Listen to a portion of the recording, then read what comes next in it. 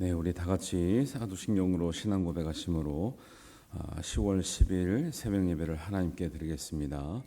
나는 전능하신 아버지 하나님 천지의 창조주를 믿습니다. 나는 그의 유일하신 아들 우리 주 예수 그리스도를 믿습니다.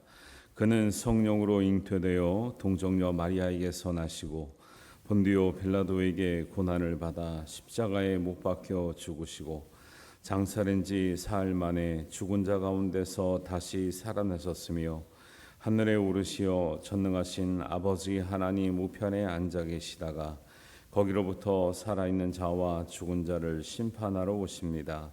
나는 성령을 믿으며 거룩한 공교회와 성교회 교제와 죄를 용서받는 것과 몸의 부활과 영생을 믿습니다. 아멘.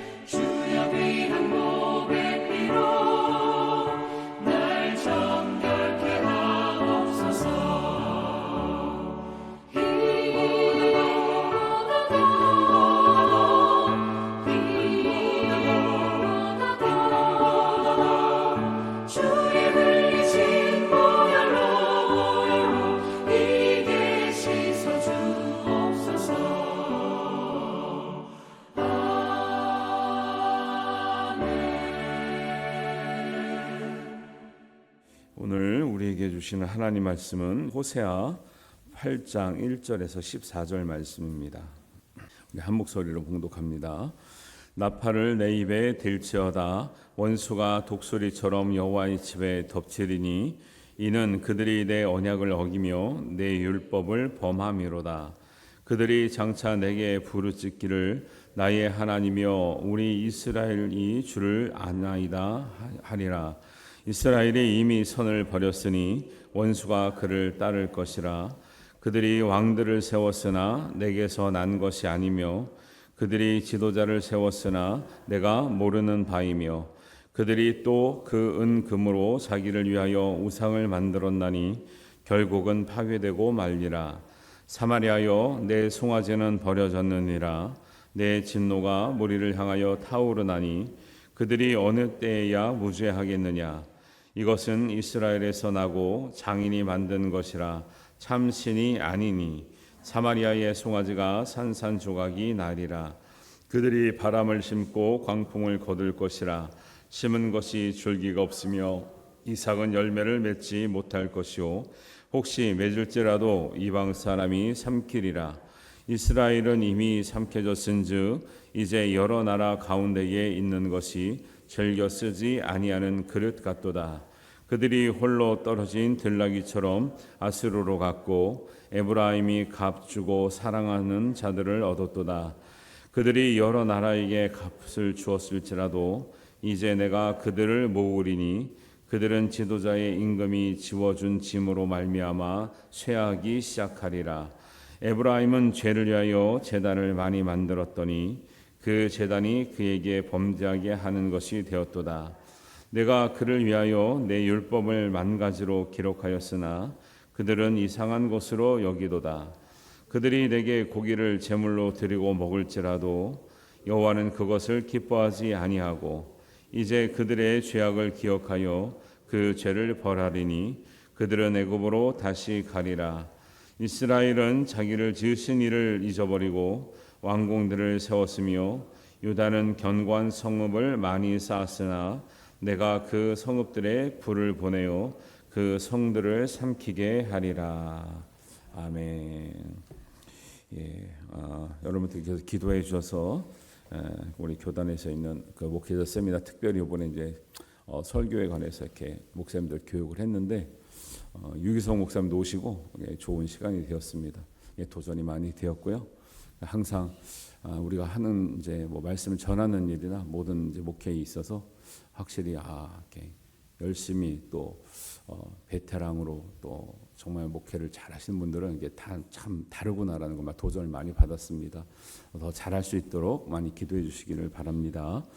우리가 호세아서를 묵상할 때 항상 염두하고 있어야 될 것은 북이스라엘 상황이 지금 아수르에 의해서 멸망받기에 얼마 안 남았다는 이 긴박한 상황 가운데 있다라는 거예요. 아무래도 이렇게 그 어떤 나라가 이스라엘이나 뭐 남유다나 그 태평 시대를 누리고 있을 때 하시는 말씀과 지금 망하기 직전에 하는 말씀이 강도가 다르겠죠. 그래서 지금 이제 호세아서는 특별히 사실은 이 호세아서가 북이스라엘의 마지막 그 선지자거든요. 그러니까 하나님 관점에서도 호세아 관점에서도 하나님의 마음을 알고 있는 호세아는 지금 이게 절대 절명의 외침이나 마찬가지죠. 지금 이 말씀을 듣고 돌이키지 않으면 이 망하는 건데 문제는 이제 결국은 망했다라는 거예요. 그래서 우리가 하나님의 어떤 경고의 메시지가 있을 때, 특별히 강력한 메시지가 있을 때 항상 이 메시지를 주시는 이유가 무엇인가, 또 우리는 이 말씀을 듣고 어떻게 반응해야 되는가를 굉장히 중요하게 생각해 보아야 됩니다. 그래서 다른 예언서보다도 이스라엘에 대해서 우상 숭배에 대한 경고, 회개하는 경고를 강력하게 하신 이유가 이제 하나님께서 오실 때 이제 마지막 때가 가까웠다라는 거예요. 그래서 오늘 이제 이 말씀을 보면서도 이제 중요한 건 그죠. 그 옛날에 이미 지나간 이야기로 끝나는 것이 아니라 이 말씀이 오늘 나에게, 오늘 우리에게는 어떤 의미를 가지고 있는가, 또 나는 이 말씀에서 자유로울 수 있는가, 이런 것을 한번 이제 대입을 해봐야 되는 거죠. 성경은 이스라엘이 이러한 위기에 처해진 근본적인 이유로 이제 앞에 나왔던 이제 말씀도 해당되는데, 예를 들면 6장이라든가 뭐 그 전이라든가 하나님을 아는 지식이 없어서 이제 내 백성이 이제 망한다라고 얘기를 하고 있어요. 가장 이제 북이스라엘이 이렇게 위험한 경고를 받게 되고 망하게 된 이유를 크게 두 가지인데, 하나는 하나님을 아는 지식을 버린 것, 그다음에 진정성 있는 회개를 하지 않는 거예요. 호세아서는 이제 이걸 정리를 딱 하자면 하나님을 아는데 힘쓰지 않았다는 것, 그다음에 회개를 겉으로 볼 때는 하긴 하는데 하나님 보실 때는 진정성 있는 회개를 하지 않았다. 이 두 가지를 이제 경고를 하고 있어요. 그러면 이 두 가지가 없을 때 나머지 이제 8장에 있는 말씀은 너희들이 하나님을 아는 지식을 버리거나 진정성 있는 회개를 하지 않았을 때 어떤 일들이 닥치는가?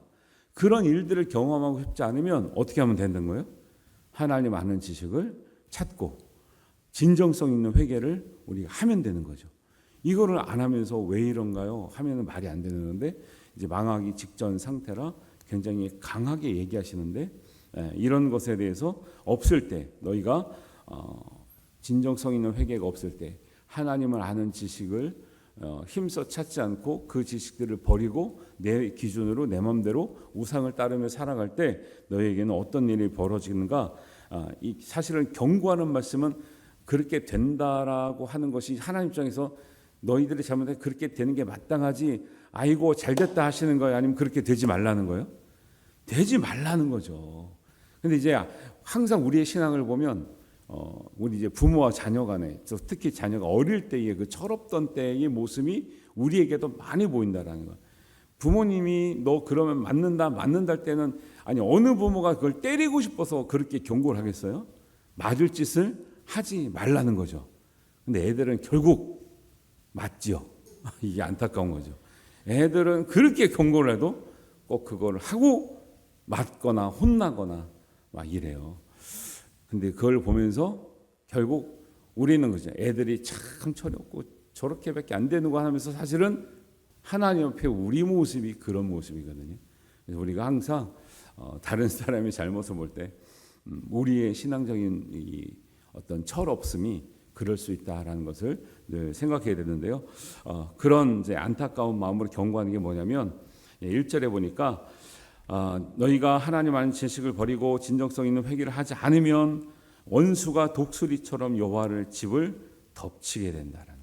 여호와의 집은 독수리뿐만 아니라 어떤 다른 힘이나 세력으로도 덮칠 수 없는데, 원수가 독수리처럼 여호와의 집을 덮친다는 것은 하나님이 여호와의 집을 지키지 않는다라는 거예요.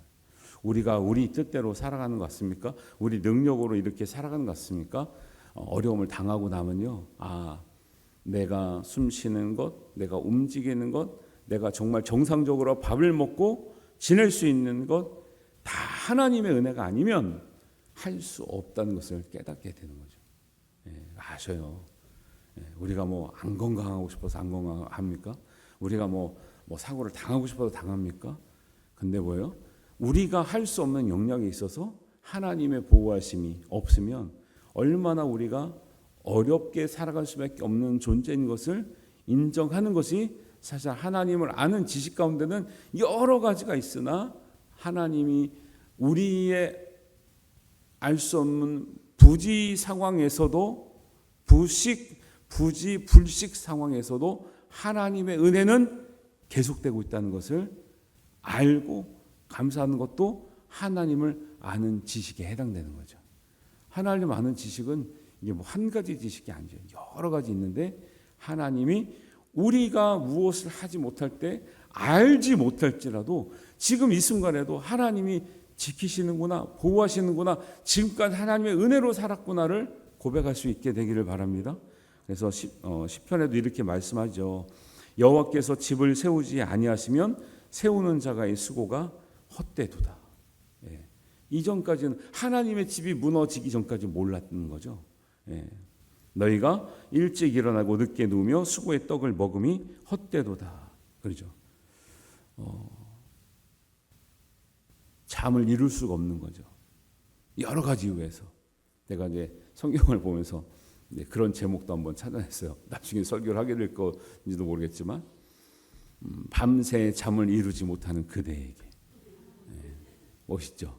아니 이렇게 제목을 잡는 게 좋다고 요즘 설교는 그렇게 어저께 배웠어요. 그래서 이렇게 해볼까? 어때요? 그럼 이게 뭔 소리냐 또 할 거지.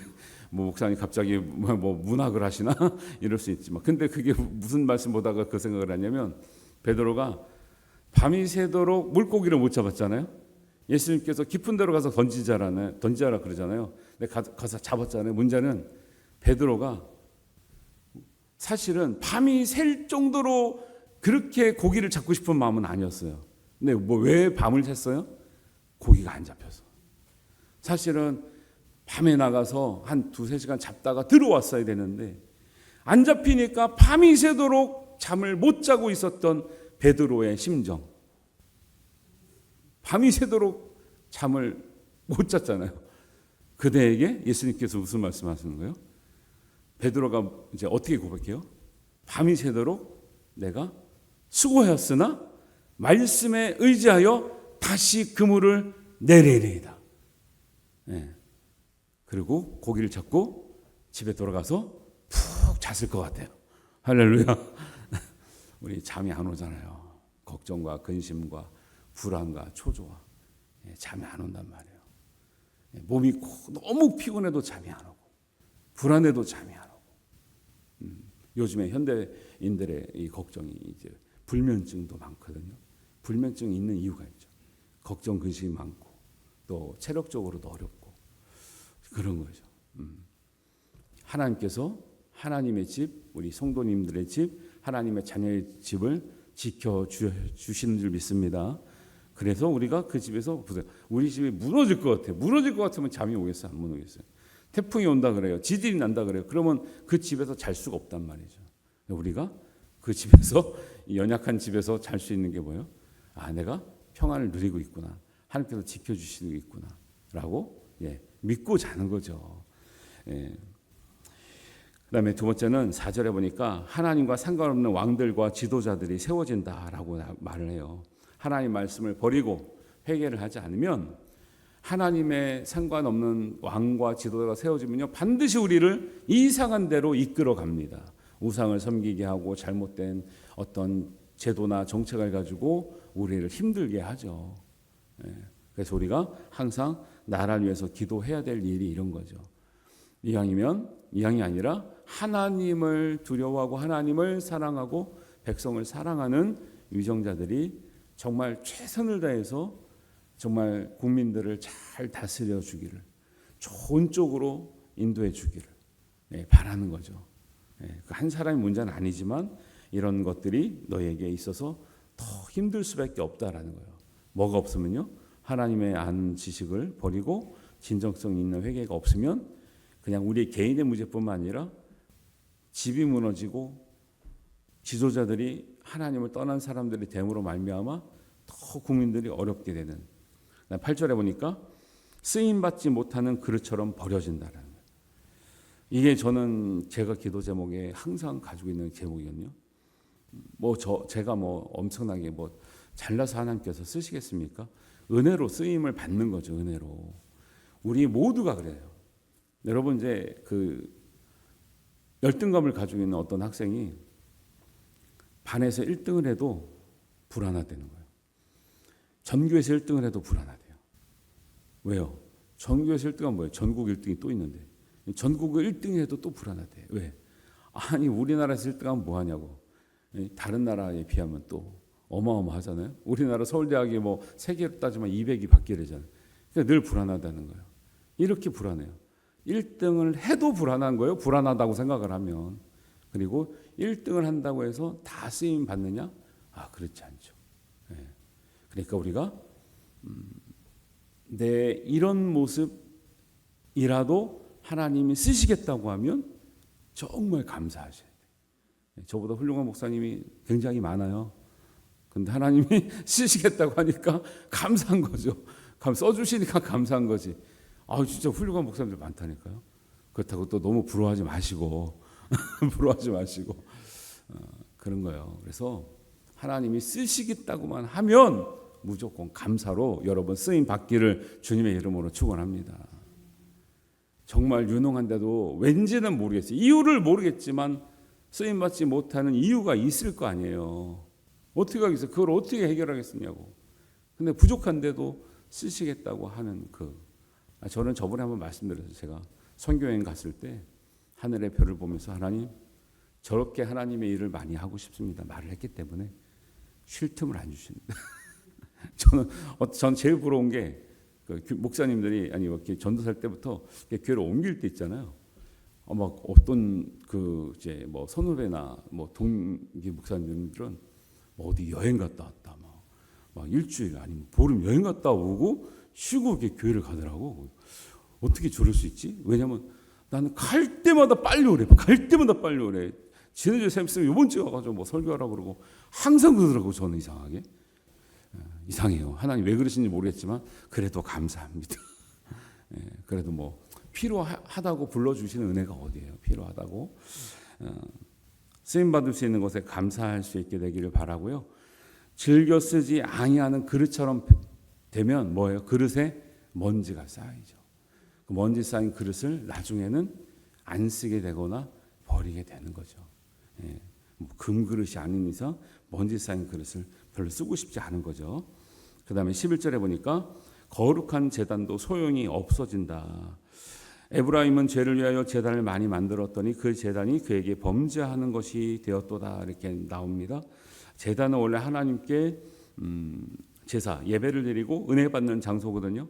근데 그것을 통해서 더 범죄한대요. 이거 말이 안 되는 말인데 하나님께서 기뻐하지 않는 예배를 통해서 우리가 정말 목적에 부합하지 않는 정말 이 은혜를 받아야 될 때 은혜를 못 받고 이 죄를 행하게 되는 이런 일들이 일어난 거예요. 그러니까 눈에 보이는 제단이 중요한 것이 아니라 우리가 진정한 회개와 하나님을 알고자 하는 그런 간절함이 없으면 제단이 아무리 좋은 제단이 있고 아무리 우리식으로 말하면 아무리 좋은 교회가 있고 훌륭한 게 있어도 소용이 없다라는 것이죠.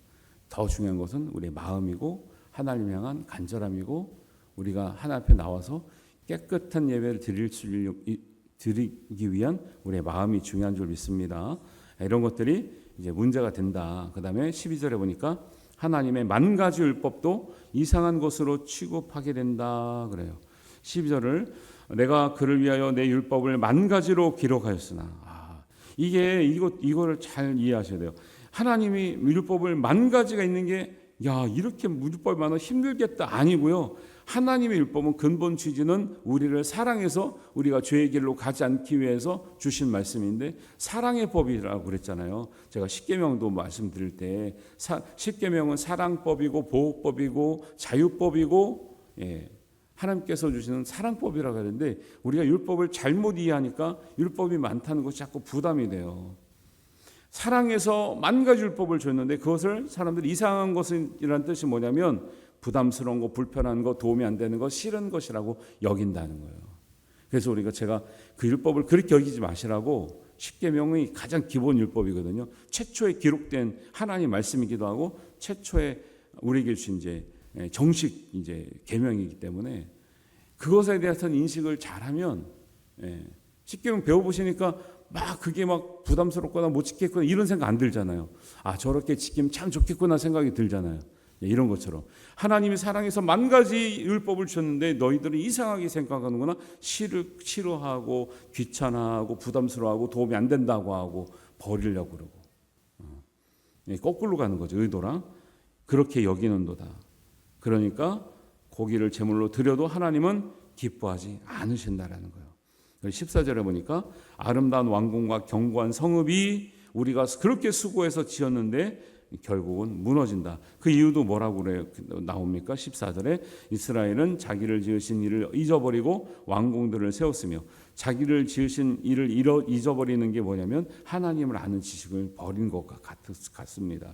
그리고 유다는 견고한 성을 많이 쌓았으나 내가 그 성읍들에 불을 보내어 그 성읍들을 삼키게 하리라 이렇게 말씀하고 있거든요. 경고입니다. 경고. 이렇게 되기를 하나님 바라시는 게 아니에요. 경고는 그렇게 되지 말라고 하시는 거예요. 그러면 이렇게 안 되려면 어떻게 하면 된다고요? 처음에도 알려드렸고 마지막 해답도 똑같은 거죠. 하나님 아는 지식을 구하고 찾는 거예요. 회개를 할 때 진정성 있는 회개를 하는 거예요. 우리도 그런 얘기하죠. 미안해. 영혼이 없네. 그러죠. 영혼이 없이 사과하고 아니면 진정성 없이 사과하고 사과했는데 진정성이 없습니다. 막 그러잖아요. 사람들이. 뭐라는 거예요? 하나님 똑같죠. 너희들의 입술로만 회개하냐. 너의 진정한 마음으로 삶을 바꿔서 할 때 삶이 바뀌는 게 회개다라는데 우리의 삶은 얼마나 바뀌었습니까? 예수님 믿고 말씀을 배우고 얼마나 바뀌었습니까? 진정성의 회개는 입으로 하는 회개가 아니고 우리의 삶으로, 입으로 하고 마음으로 하고 우리의 삶을 변화하는 게 진정성 있는 회개라는 거죠. 그래서 오늘 말씀을 통해서 이거는 경고지만 하나님께서 우리에게 너희가 돌이키기만 하면 그 이런 경고들이 너희에게 해당되지 않게 하시겠다고 하는 하나님의 희망의 메시지예요. 사랑의 메시지.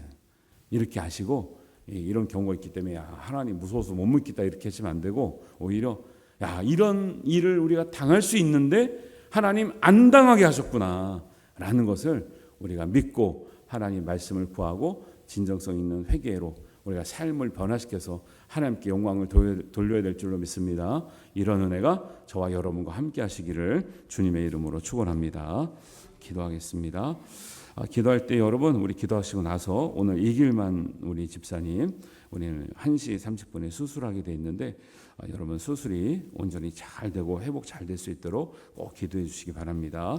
하나님 아버지 은혜를 감사합니다. 오늘 말씀을 통해서 하나님께서 마지막 때를 맞은 북이스라엘에게 경고하신 말씀은 오늘 우리에게도 하신 말씀이요 우리가 이런 책망과 어떤 대가를 지불하기 위해서가 아니라 그 일을 당하지 않기 위해서 우리에게 베푸신 사랑의 은혜로 사랑의 법인 줄 믿습니다. 하나님 우리가 하나님의 말씀하신 정말 하나님을 아는 지식을 구하며 진정성 있는 회개를 하는 우리 삶이 변화되는 우리의 모습을 통해서 하나님께 영광을 돌릴 때 이런 경고를 당하는 인생이 아니라 하나님의 은혜와 사랑과 복을 누리는 인생 되게 하여 주시옵소서. 우리가 모든 일을 당할 때 하나님의 보이지 않는 은혜가 우리에게 있다는 것을 우리가 고백하게 하시고 또 깨닫게 하시고 하나님께 감사할 수 있는 은혜가 있게 하여 주시옵소서. 오늘 수술을 하는 우리 이길만 집사님 우리 꼭 기억해 주셔서 세밀한 손길을 주님께서 얹어주시고 우리 의사 선생님들의 온전한 손길 위에 하나님의 완전히 이루시는 은혜의 손길이 역사하게 하여 주시옵소서. 하나님께서 이루실 줄 믿사오며 예수님의 이름으로 기도하옵나이다. 아멘. 하늘에 계신 우리 아버지, 아버지의 이름을 거룩하게 하시며 아버지의 나라가 오게 하시며 아버지의 뜻이 하늘에서와 같이 땅에서도 이루어지게 하소서. 오늘 우리에게 일용할 양식을 주시고 우리가 우리에게 잘못한 사람을 용서하여 준 것 같이 우리 죄를 용서하여 주시고 우리를 시험에 빠지지 않게 하시고 악에서 구하소서. 나라와 권능과 영광이 영원히 아버지의 것입니다. 아멘.